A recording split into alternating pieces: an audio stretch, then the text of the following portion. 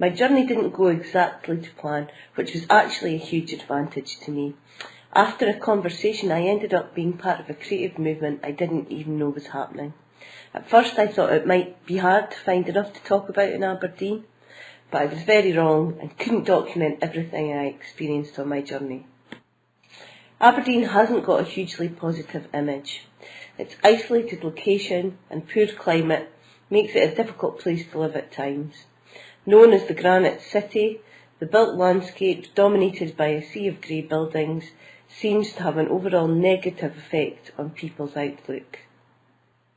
What should be a culturally rich city due to the oil boom just isn't. Investment in the arts has been neglected due to widely publicised council mismanagement, and there's a real feeling amongst creatives in Aberdeen that they're not supported. The refusal of a new arts centre spoke volumes about the city.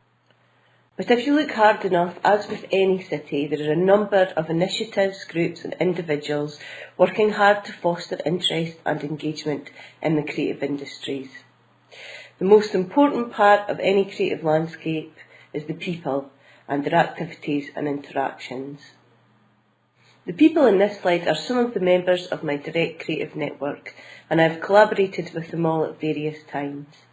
They are practitioners from a variety of backgrounds and disciplines: designers, artists, illustrators, photographers and educators. They all add their own unique input to the creative makeup of the city. For my journey, I began in the setting where I spent most of my working life, a design studio in North East Scotland College. I try to encourage my students as much as possible to interact with the wider creative industries, and we often have projects in collaboration with other students and local design agencies. The next place I visited was Hatch, which is an exhibition, workshop, event and incubation space in the centre of Aberdeen. It's owned by the local art college, Grace School of Art, and run by 2 former students. My students recently staged a poster exhibition here and benefited hugely from the experience. The venue has a relaxed and inclusive atmosphere, accessible by all.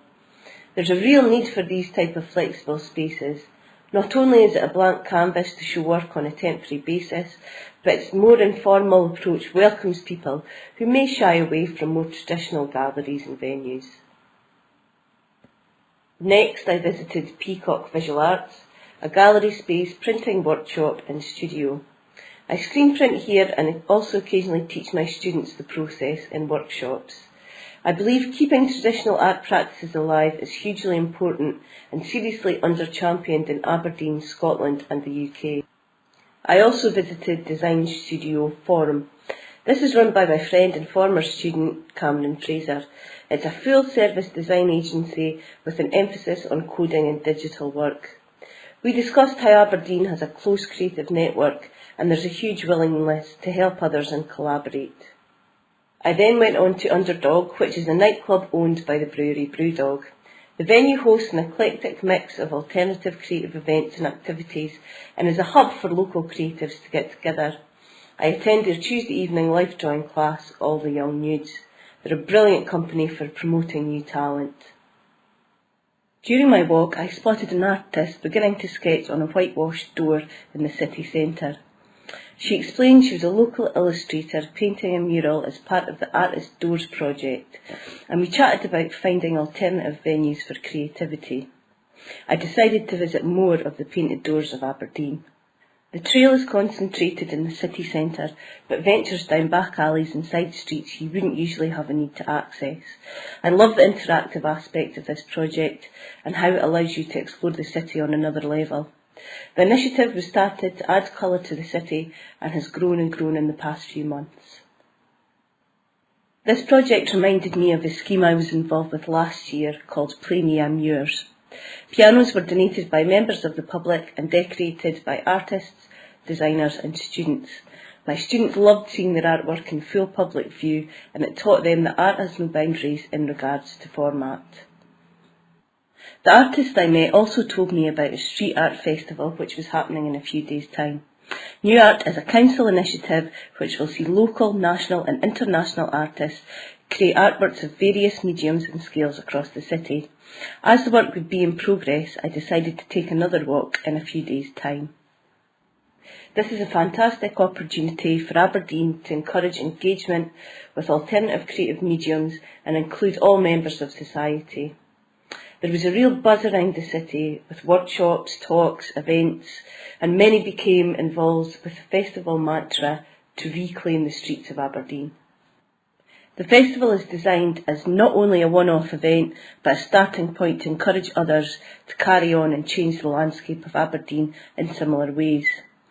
Seeing work like this inspires people and challenges the conventions of more traditional art forms, and many side projects have begun to happen. I donated some of my artwork to the project, and it will be hidden around Aberdeen during the festival. Interacting with this project let me engage with some brilliant street artists and hear the stories behind their artworks. Being part of these activities is essential to me as a creative to share and engage with others. So what makes Aberdeen unique to me? Well, it's the Creative Network's willingness to collaborate with a shared aim to put Aberdeen in a better creative position, recognised further afield. It has some fabulous resources that are often underused and underfunded, but there's a great energy around to try and combat this. My journey started with the greyness of Aberdeen, and over the course a new, more colourful landscape emerged. As with my walk, speaking to people and getting involved will bring you a new appreciation for your environment, and collaboration can take you places you never knew existed.